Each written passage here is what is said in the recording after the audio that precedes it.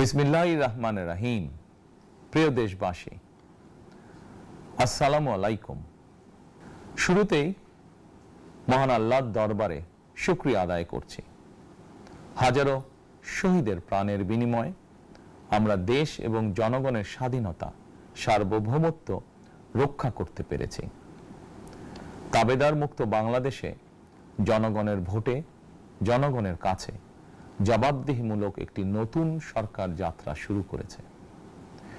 দেশে গণতন্ত্র এবং মানুষের অধিকার পুনঃপ্রতিষ্ঠার এই যাত্রা লগ্নে আমি দেশবাসীকে শুভেচ্ছা এবং আন্তরিক অভিনন্দন জানাই।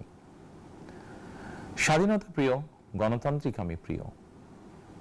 জনগণের কারণেই দেশে আবার মানুষের অধিকার, সম্মান এবং মর্যাদা পুনঃপ্রতিষ্ঠার সুযোগ সৃষ্টি হয়েছে। আমি দেশবাসীর উদ্দেশ্যে একটি বার্তা দিয়ে বলতে চাই, মুসলমান, হিন্দু, বৌদ্ধ, খ্রিস্টান তথা দল, মত, ধর্ম, বর্ণ নির্বিশেষে পাহাড়ে কিংবা সমতলে বসবাসকারী এই দেশ আমাদের সবার। প্রতিটি নাগরিকের জন্যই এই দেশকে আমরা একটি নিরাপদ ভূমিতে পরিণত করতে চাই। একটি স্বনির্ভর, নিরাপদ, মানবিক, গণতান্ত্রিক বাংলাদেশ প্রতিষ্ঠায় বিএনপি সরকারের লক্ষ্য। প্রিয় দেশবাসী, ফ্যাসিবাদের সময়কালে দুর্নীতি, দুঃশাসনে পর্যুদস্ত একটি ভঙ্গুর অর্থনীতি, দুর্বল শাসন কাঠামো আর অবনতিশীল আইন শৃঙ্খলা পরিস্থিতির মধ্য দিয়ে নতুন সরকার যাত্রা শুরু করেছে। আইন শৃঙ্খলা পরিস্থিতির উন্নয়ন এবং কঠোরভাবে দুর্নীতি নিয়ন্ত্রণের মাধ্যমে জনগণের মনে শান্তি, নিরাপত্তা ফিরিয়ে আনাই হচ্ছে আমাদের সরকারের প্রধান অগ্রাধিকার। সারা দেশে জুয়া এবং মাদকের বিস্তারকেও বর্তমান সরকার আইন শৃঙ্খলা অবনতির অন্যতম কারণ বলে চিহ্নিত করেছে। সুতরাং জুয়া এবং মাদক নিয়ন্ত্রণে আইন শৃঙ্খলা বাহিনী সব রকমের কঠোর পদক্ষেপ গ্রহণ করছে। জনজীবনে শান্তি ও নিরাপত্তা নিশ্চিত করতে সরকার সর্বোচ্চ উদ্যোগ গ্রহণ করছে। দেশের প্রতিটি সাংবিধানিক এবং সরকারি, বেসরকারি প্রতিষ্ঠান চলবে বিধিবদ্ধ নীতি নিয়মে।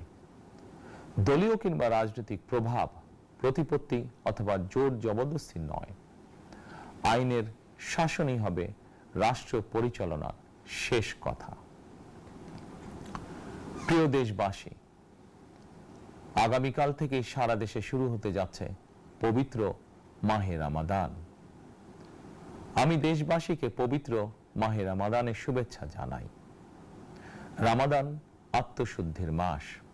আমরা যদি আত্মশুদ্ধি শব্দটির মর্মার্থ উপলব্ধি করি, তাহলে এই মাসে মানুষের ভোগান্তি বাড়ার কথা নয়। যদিও আমাদের অনেকের মধ্যেই এই মাসটিকে ঘিরে ব্যবসায় অধিক মুনাফা লাভের প্রবণতা লক্ষণীয়। আপনাদের প্রতি আমার বিনীত আহ্বান, রমাদানের পবিত্রতা রক্ষার্থে এই মাসটিকে আপনারা ব্যবসা মুনাফা লাভের মাস হিসাবে পরিগণিত করবেন না। দ্রব্যমূল্য যাতে সাধারণ মানুষের নাগালের বাইরে না যায়, এ ব্যাপারে ব্যবসায়ীরা দয়া করে সতর্ক থাকবেন। হাজারো প্রাণের বিনিময় একটি মাফিয়া সিন্ডিকেটের পতন ঘটিয়ে রাষ্ট্র এবং সরকারের জনগণের অধিকার প্রতিষ্ঠার অঙ্গীকার নিয়েই আমরা রাষ্ট্র পরিচালনার দায়িত্ব গ্রহণ করেছি। বিএনপি সরকার সকল ক্ষেত্রে অনাচার, অনিয়মের সকল সিন্ডিকেট ভেঙে দিতে বদ্ধপরিকর ইনশাআল্লাহ। ক্ষুদ্র, মাঝারি কিংবা ছোট বড় সকল ব্যবসায়ীদের প্রতি বর্তমান সরকারের দৃষ্টিভঙ্গি সহজ এবং স্পষ্ট। বর্তমান সরকার ব্যবসায়ী এবং ক্রেতা সাধারণ উভয় স্বার্থ রক্ষা করে প্রয়োজনীয় পদক্ষেপ গ্রহণ করতে চায়।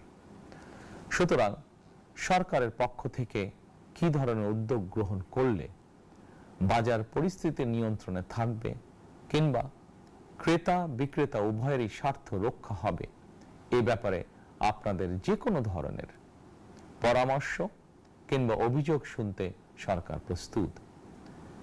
ক্রেতা বিক্রেতা গ্রহীতা এই সরকার সকলেরই সরকার। এই সরকার আপনাদেরই সরকার। আপনারাই ভোটের মাধ্যমে এই সরকারকে রাষ্ট্র পরিচালনার দায়িত্ব দিয়েছেন। আপনারাই এই সরকারের শক্তি। প্রিয় দেশবাসী, পবিত্র রমাদান মাসে রোজাদারগণ বিশেষ করে ইফতার, তারাবি, সেহরি এই সময়গুলোতে নিরবিচ্ছিন্নভাবে গ্যাস, পানি ও বিদ্যুৎ সরবরাহ পেতে চান। এই বিষয়টি নিশ্চিত করতে এরই মধ্যে আমি সংশ্লিষ্ট কর্তৃপক্ষকে নির্দেশনা দিয়েছি। অপচয় রোধ করে কৃচ্ছতা সাধন প্রতিটি মুসলমানের ঈমানি দায়িত্ব। অফিস আদালতে বিনা প্রয়োজনে কিংবা প্রয়োজনের অতিরিক্ত গ্যাস, বিদ্যুৎ, পানি খরচের ব্যাপারে সচেতনতা অবলম্বন করাও ইবাদতেরই অংশ বলেই আমি মনে করি।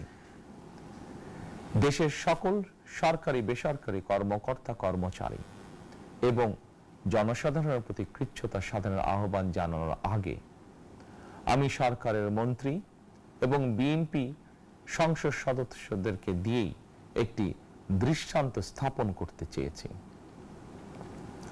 বিএনপি সংসদীয় দলের প্রথম সভাতেই আমরা সিদ্ধান্ত নিয়েছি, বিএনপি থেকে নির্বাচিত কোনো সংসদ সদস্য সরকারি সুবিধা নিয়ে ট্যাক্স ফ্রি গাড়ি আমদানি করবেন না এবং প্লট সুবিধাও নেবেন না। আমি আপনাদের সামনে বলেছিলাম, রাষ্ট্র পরিচালনার সুযোগ পেলে বিএনপি সরকার মহানবীর ন্যায়পরায়ণতার আদর্শ অনুসরণ করবে।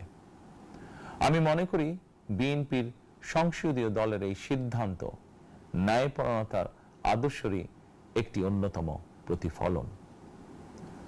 প্রিয় দেশবাসী, বিভাগীয় শহরগুলিতে বিশেষ করে রাজধানী ঢাকায় যানজট অত্যন্ত নিয়ন্ত্রণহীন।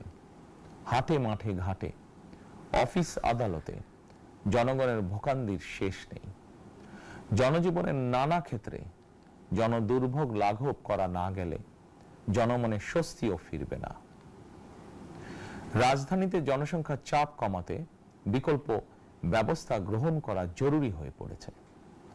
মানুষ তার নিজ জেলায় কিংবা নিজের বাসা বাড়িতে থেকেও যাতে সহজভাবে সঠিক সময়ে অফিস, আদালত, ব্যবসা বাণিজ্য করতে পারেন, সেই লক্ষ্যকে সামনে রেখেই সারা দেশে রেল যোগাযোগ ব্যবস্থা ঢেলে সাজানোর উদ্যোগ নেওয়া হচ্ছে। এই পরিকল্পনার অংশ হিসাবে প্রথমেই রেল, নৌ, সড়ক এবং সেতু মন্ত্রণালয়ের কার্যক্রম পুনর্বিন্যাস ও সমন্বয় করা হচ্ছে। আমরা মনে করি সারা দেশে রেল যোগাযোগ ব্যবস্থার সহজ, সুলভ এবং নিরাপদ করা গেলে একদিকে যেমন জনগণের শহর কেন্দ্রিক বা নগর কেন্দ্রিক নির্ভরতা কমবে, অপরদিকে পরিবেশেরও উন্নতি হবে। প্রিয় দেশবাসী, আমাদের চারপাশে সমস্যার শেষ নেই, তবে সমস্যার পাশাপাশি সম্ভাবনাও কিন্তু কম নয়। আমাদের বৃহৎ জনগোষ্ঠীকে যদি আমরা দক্ষ জনশক্তিতে রূপান্তরিত করতে পারি, তাহলে এই জনসংখ্যাই হবে আমাদের জনসম্পদ। আমরা নিজেদেরকে দক্ষ করে গড়ে তুলতে পারলে শুধু বাংলাদেশই নয়, বিশ্ব বাজারও আমাদের জন্য উন্মুক্ত। তথ্য প্রযুক্তির সিঁড়ি বেয়ে বিশ্ব এখন কৃত্রিম বুদ্ধিমত্তার যুগে প্রবেশ করেছে। প্রযুক্তির এই প্রতিযোগিতামূলক বিশ্বে সম্মান এবং স্বচ্ছতার সঙ্গে টিকে থাকতে হলে আমাদেরকে কোনো না কোনো একটি বিষয় বা কাজে পারদর্শী হতে হবে। দেশের কোটি কোটি শিক্ষার্থী এবং তরুণ যুবশক্তির উদ্দেশ্যে বলতে চাই, মেধায়, জ্ঞানে, বিজ্ঞানে নিজেদেরকে যোগ্য করে গড়ে তোলার জন্য যত রকমের সহযোগিতা দেওয়া যায়, সব রকমের সহযোগিতা দিতে বর্তমান সরকার প্রস্তুত। কর্মসংস্থান এবং কর্ম পরিবেশ নিশ্চিত করার সুনির্দিষ্ট অঙ্গীকার নিয়ে বর্তমান সরকার যাত্রা শুরু করেছে। প্রিয় দেশবাসী, দীর্ঘ 18 বছর পর দেশে ফিরে গত বছর 25শে ডিসেম্বর আমি বলেছিলাম, দেশ এবং জনগণের জন্য আই হ্যাভ এ প্ল্যান। 12ই ফেব্রুয়ারি জাতীয় নির্বাচনের আগে দেশের বিভিন্ন স্থানে ঘুরে আমার প্ল্যান, পরিকল্পনার অনেক কিছু আমি আপনাদের সামনে তুলে ধরেছিলাম। আপনারা স্বাধীনতার ঘোষকের প্রতিষ্ঠিত দল বিএনপিকে ভোট দিয়ে রাষ্ট্র পরিচালনার দায়িত্ব দিয়েছেন, সকল পরিকল্পনা বাস্তবায়নের সুযোগ দিয়েছেন। এখন এই সুযোগকে কাজে লাগিয়ে সকল অঙ্গীকার পূরণ করার দায়িত্ব বিএনপি সরকারের। আমরা আমাদের পরিকল্পনা এবং প্রতিশ্রুতি বাস্তবায়নের কাজ শুরু করে দিয়েছি ইনশাআল্লাহ। অঙ্গীকার পূরণের এই যাত্রা পথে আমরা ভবিষ্যতের দিনগুলোতেও আপনাদের অব্যাহত সমর্থন প্রত্যাশা করি। প্রিয় দেশবাসী, সরকার প্রধান হিসাবে আমি দেশবাসীর উদ্দেশ্যে একটি বিষয়ে প্রতি দৃষ্টি আকর্ষণ করে বলতে চাই। নবগঠিত সরকার গঠনের সুযোগ দিতে যারা বিএনপিকে ভোট দিয়েছেন কিংবা দেননি অথবা কাউকেই ভোট দেননি, এই সরকারের প্রতি আপনাদের সবার সমান অধিকার। বিএনপি সরকার বিশ্বাস করে দল মত ধর্ম দর্শন যার যার, রাষ্ট্র সবার। এই দেশে এই রাষ্ট্রে একজন বাংলাদেশী হিসাবে আপনার আমার আমাদের প্রতিটি বাংলাদেশী নাগরিকের অধিকার সমান। প্রিয় দেশবাসী, আল্লাহ আমাদের সবাইকে নিরাপদ এবং সুস্থ রাখুন। আল্লাহ আমাদের সকলকে ইতিবাচক পরিকল্পনাগুলো বাস্তবায়নের তৌফিক দিন। পবিত্র রমাদান মাস শুরুর শুভ লগ্নে আল্লাহর দরবারে এই নিবেদন রেখে আমার বক্তব্য শেষ করছি। আল্লাহ হাফেজ। বাংলাদেশ জিন্দাবাদ।